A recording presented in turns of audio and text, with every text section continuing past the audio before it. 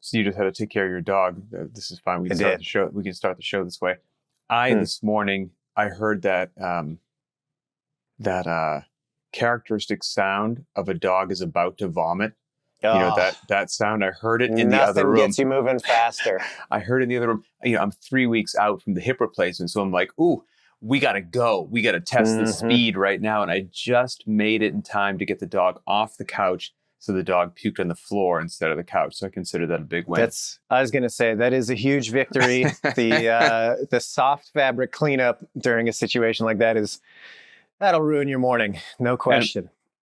And allow me to all the viewers, be it viewers or audio listeners, I'm sick. I'm on the tail end of it. My family's been having some sort of death hack for like 2 weeks now. I've had it for like 10 days. I'm on the tail end of it, but it's still there. So I'm going to sadly cough every now and then. And how you can tell somebody's actually sick is they have the old fisherman's friend cough drops. You are talking my talk. I love a fisherman's friend. Of course you do. I was going to say they taste terrible. No, disagree. It's the best part. I was going to say, if somebody is faking, they just like, they're like a kid that wants to stay home from school, then you get like a pack of like Luden's Wild Cherry. Those are like Jolly Ranchers. If somebody's walking around with these, they actually want some relief.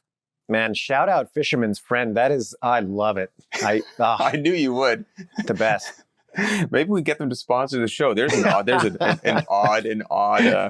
sponsor. But I would love that. If anybody's got ins with Fisherman's Friend, hit us up. I would endorsed. And there's no conflict of interest with fitness, right? So that's right. Yeah. So I'm already coughing. So sorry about that, everybody. So we have a great question that was submitted a little while ago, I think via social media. I think somebody sent this in as like a direct message on the Very Not Random Instagram handle. So it says, guys, love the show. Can't tell you how many tips and light bulb moments I've had listening. Maybe you've covered this and I missed it. Question is, what's the best way to get buy-in or understanding of a heavy day? We recently did 5 sets of 3 for split jerks with 3 minutes rest between each. I explained, so this is the coach writing in, I explained that it should be, so heavy, obviously safe, but so heavy that you'll want the 3 minutes to recover. I had a few clients that 3 minutes was far too long for them to wait, so they went ahead and knocked out some 200-meter runs. These same few also felt that they didn't get a good workout after the last heavy day went by, et cetera, et cetera. I told them every day doesn't have to be a laying on the floor, gasping for air in a pool of sweat sort of day. Any words of wisdom would be appreciated. Signed, Frustrated Coach. I love it. And this is one of those conversations that I feel we've had a few times as far as, how to approach a heavy day. We'll have it again. Absolutely. Yeah. It's just, one of those things that as a coach, as an affiliate owner, you're going to be faced with this problem. So it's good to have a revisit of it as a concept. And so I'll start with kind of the nuts and bolts approach, which is, hey, set up the class in a way that kind of dictates the rest for them. So for example, 3 people sharing a rack and a set rotation, and everybody's lifting at the top of the minute, makes a 3-minute rest or a close to 3-minute rest feel a lot different than just one person at the rack staring down the clock, asking themselves, can I lift again? So you can kind of sneak that in there if you're clever with the way you craft your session. And that's one way that you can start to build that. So be creative with the setup and how you dictate the space. I like that. That's one kind of very pragmatic approach, and it requires no buy-in philosophically from the people you're working with. So I'll start there with like, hey, just get creative with how you layer it in. That's one. And I would say, I like that. It would make the class more fun, but you could also have Johnny take off on a 200-meter run and say, I'll be right back, guys.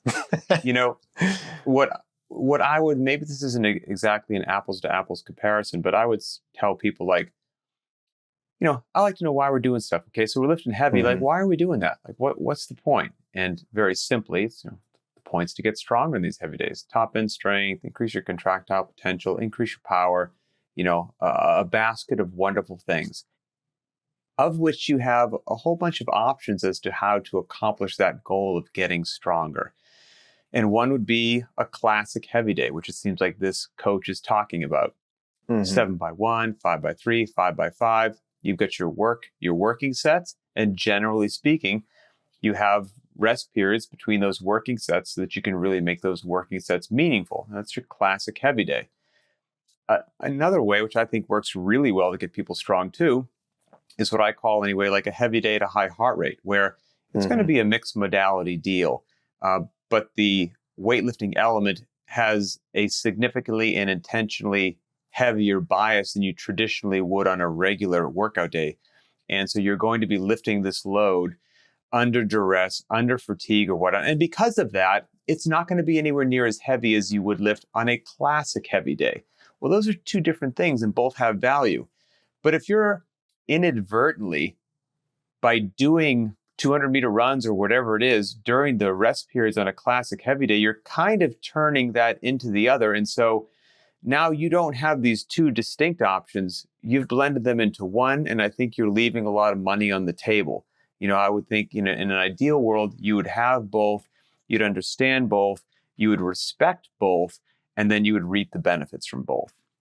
Yeah, I completely agree. And I think the difficult element of that is getting somebody to truly understand that on a level that they're willing to act on it. That's the hard part.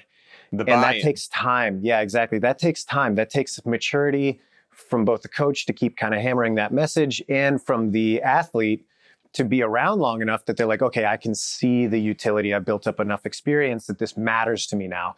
So again, I think what's really useful for a coach in that position is to start thinking about how can I broaden my perspective on this and make this apply in more places? And so I've actually recently been thinking about this a lot. Where the concept is not heavy day specific. It's not like, okay, how do I get somebody to buy into more rest during a heavy day? The broader concept is how do I instill value in full rest between efforts? And that can take many, many different forms. That's a valuable thing to get comfortable with, not just with heavy lifting, but with high-end sprint or, aggressive kind of aerobic intervals. That's a really good thing to get into when you're talking about developing skills that require a little bit more time and attention.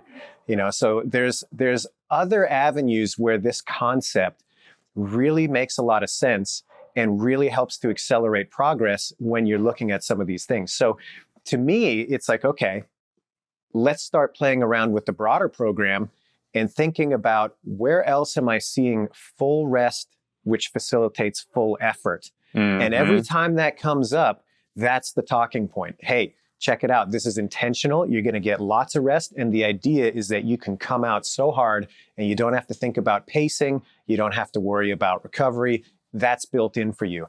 Okay, now we've done that 10 times. The next heavy day comes up. It's like, look, this is the same principle that we've been playing with. It's just applied in a different way. And maybe over time, that's how you start to bridge that gap. You think about the universal concept. Now that there's been enough exposure to that, it makes sense in the context of the heavy day. And maybe this person would, the light bulb would go on if, based upon what you're saying, the example was given as an analogy somewhere else, right? I mean, so a 6x400 meter sprint day, right? Yep. Why not just go for a 1.5 mile run? Continue, Exactly. like you're doing the same amount of quote unquote work, you're covering the same amount of distance, but those are two very different stimuluses because of the work to rest ratio is going to allow you to express a whole lot more intensity on, per effort on that 6x400 meter effort than on your 1.5 mile. And anyone who has done such training knows that if you want to get that 1.5 mile increased, a 6x400 meter repeat day is going to be a really beneficial day to do that. And it's the same deal with lifting heavy, for example. You want to lift faster and heavier and be stronger in your regular workouts, your mixed modality, metcons, all that kind of stuff. Well, you're going to do plenty of those. So you also want to make sure you're doing the other side, which is that, that 6x400 meter repeat, but just with a barbell, which happens to be your 5x5 or whatever. And maybe if somebody understands that right away with the 6x400 meter repeats is that those are going to be far more intense and powerful. It's just the same deal with the lifting days as well. Intensity or power under the barbell is going to be expressed by your ability to lift a larger load. And if you fatigue yourself to some point that you now have to decrease the loading on the barbell, you're moving in the polar opposite direction that you would want. And that's not to say that during that 3 minutes rest, it might not be most advantageous for you to just sit on your butt, scroll on your phone, and do nothing. A little bit of movement, a couple air squats, whatever it happens to be, might actually be really beneficial and aid you in that next set in optimizing that performance. And you should experiment with that. But doing something in between to a degree that fatigues you to that now the barbell suffers, then I think you are detracting from the stimulus of the workout. Yeah, 100%. So I do. Yeah, the more I think about it, the more it's about exposure. And exactly like you said, trying to bridge those connections between, look, it doesn't make sense with these other outlets, training that 1.5 mile, like you said, that's a completely different physiological adaptation than 400-meter sprints. Both are great, and you want the development from both, but they both have to be approached in a slightly different way. Otherwise, you're not really going to get that benefit. And it's no different when we're talking about strength training. So to kind of swing back towards the pragmatic, there's another really fun pragmatic way that I like to approach like a strength session. And that's with something like a sled, where you can load that puppy up really heavy. There's little risk to the athlete because the load isn't actually on them. And you can find that sweet spot distance with a significant load and a pretty short distance where it's right at that point where any further and they're going to have to take a break. You just hit that and then stop and say, okay, 30 seconds, you're up again. And see what the athlete does and make that caveat like, hey, it's got to be over the line. You cannot break in the middle of this distance. That's the caveat. And play it the other way. It's like, all right, playa, you want to have these limited rests. Let's break that system, with a little bit of intent, not maliciously, not trying to send too much of a message, but just to prove the point that like, hey, sometimes the better output is going to happen when you facilitate more rest. This is a great example. Now check it out. That heavy duty sled push, that's no different than your set of 5 on the deadlift. That's the kind of output that we're looking for within that set of 5.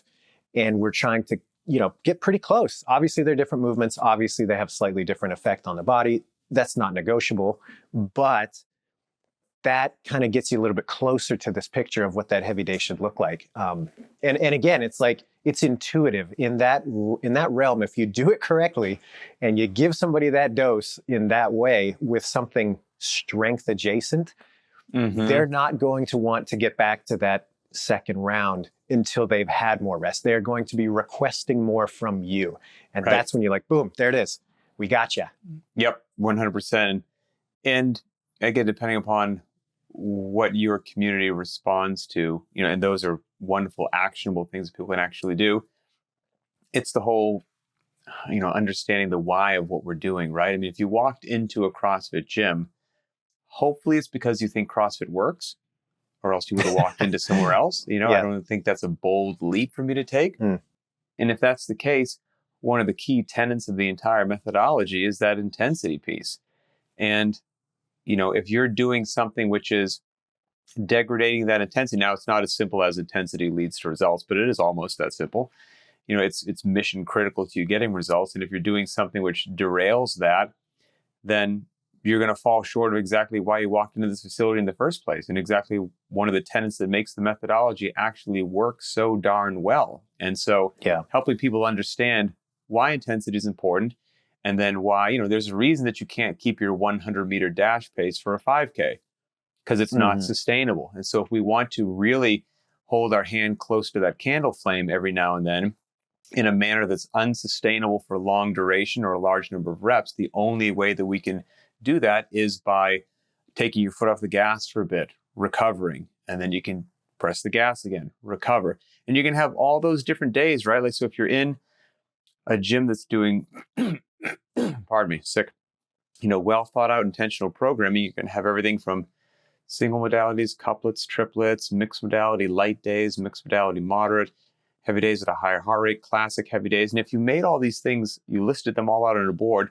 and on top of intensity being such an amazing driver of results, you understood the power of intentionally designed variance, right? To help a GPP program.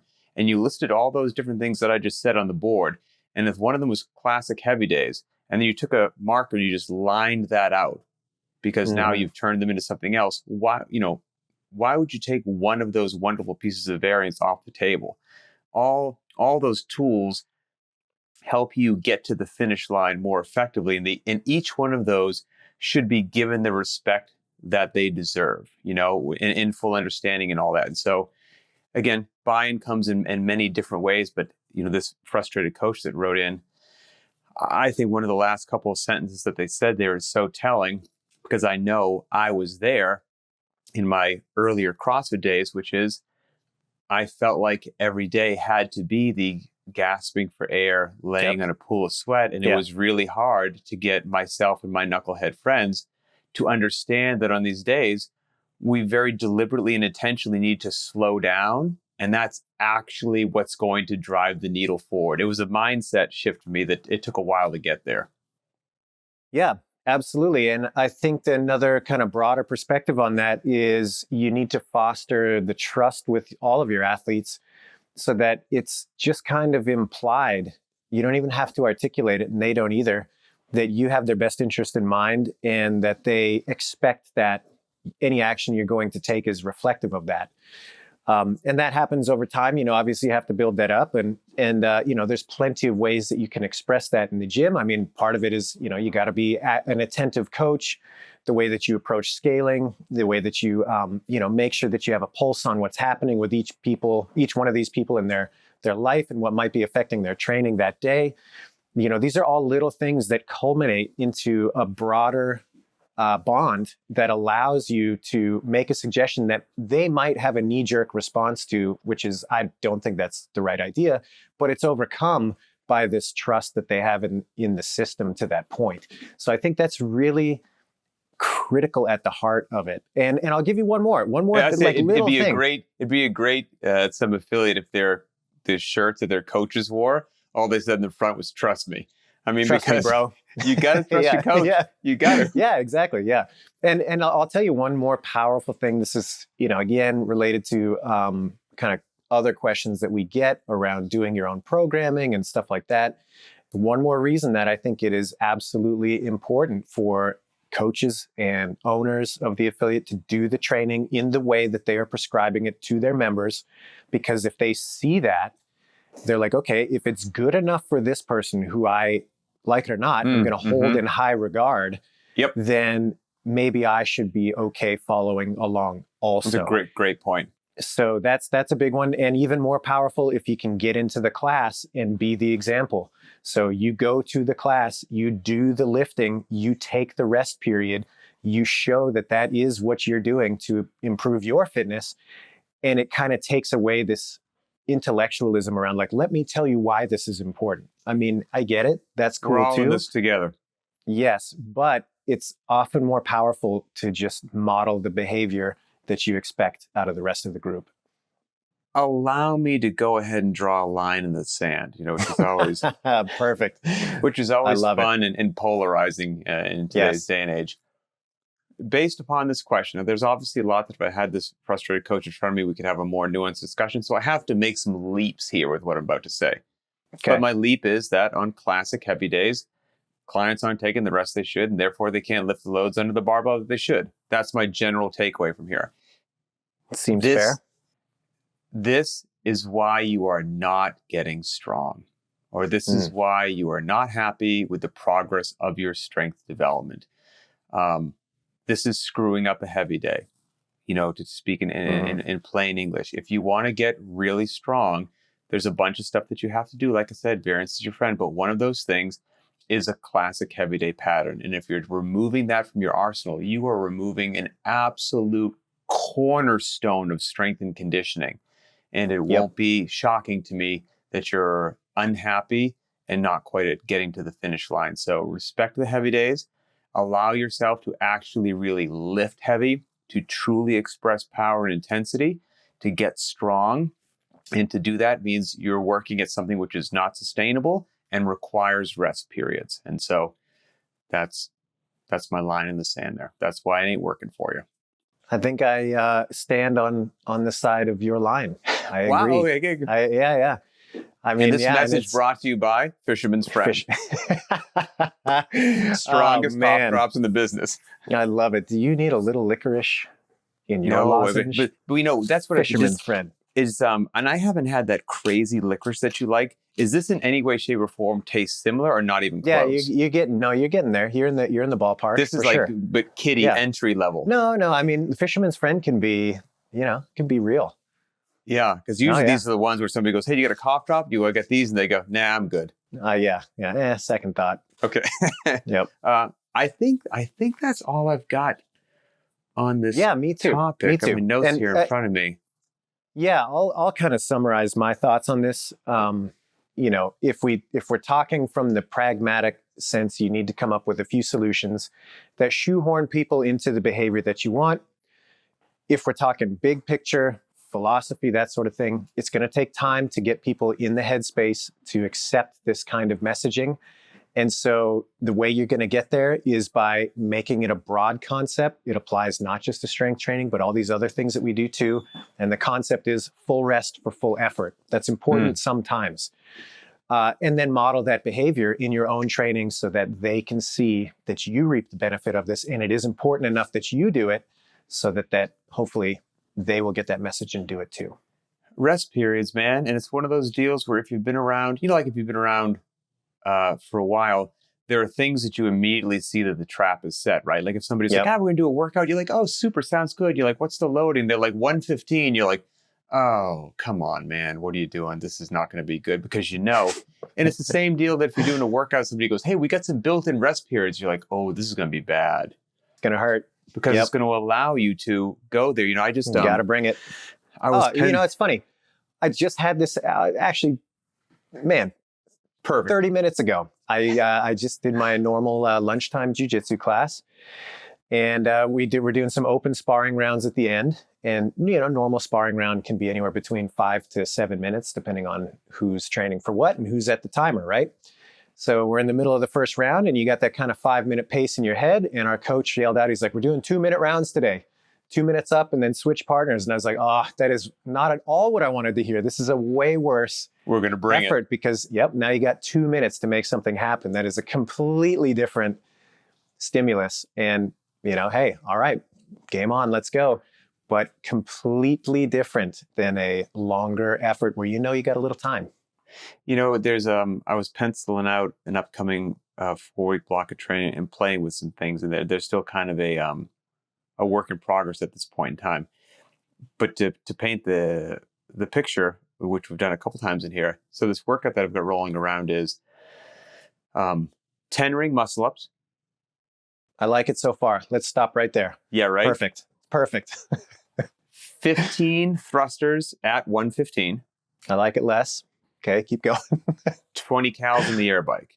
Ugh, so brutal. 10 ring muscle ups, 15 thrusters at 115, just a little bit of spice there. And that's terrible, set of 15. And then 20 calories in the air bike. And it went from 3 rounds for time to 1 round, rest 3 minutes, second interval, rest 3. So it's going to be spaced out with 3 minutes rest so that when you hop on the bike, you're not, if it's 3 rounds for time, you hop on the bike and you pedal casually, knowing you've got 2 things left. When it's, that you've got 3 minutes rest, and this is how I would describe it too, the goal is, hey, if you got to break up the ring muscle ups, you get whatever you need to do. You try to punch through that set of 15 thrusters. And then when you hop on the bike, you pedal as if the devil is chasing you because you got 3 minutes left. And because there's built-in rest, that changes the entire dynamic and intensity of that workout compared to just 3 rounds for time. And that's kind of one of the recurring themes that we're chatting about, on this. And neither one's right or wrong. It just depends on what fits on this day based upon where you've been with your training and where you're going, because they all have value and you just got to make those puzzle pieces fit appropriately. That's all. Yeah, absolutely. And that workout sounds terrible. Oh my goodness, man. And It's a good one, though. I like it. Anything which ends with a monostructural Yeah, component, right? no, thank And you. you're like, Pass.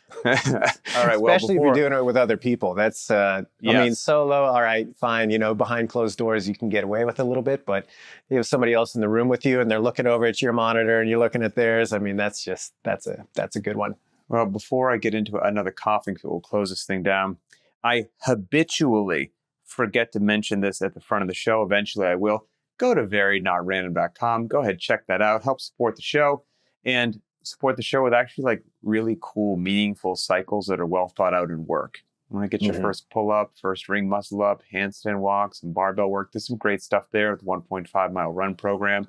And we do officially have all 3 of the on-ramp programs live. We've got so if you're getting back into fitness, want to get somebody into fitness, there's a body weight on-ramp course, a dumbbell on-ramp course, and now a barbell on-ramp course. So very cool. Love it. We appreciate all of you, the viewers and the listeners. This podcast would not be what it is without everybody. The year just kind of closed out and all the numbers came in from Spotify. We had crazy growth and viewership. So thanks, everybody. And a lot of this is because you guys and women out there put really cool questions and topics to us. So please keep doing that. Find this on the btwb YouTube channel. Leave your thoughts on today's topic or ideas for a future show or guest, and we pay a lot of attention to those. So for Adrian Bosman, I'm Pat Sherwood, and we'll see you next time.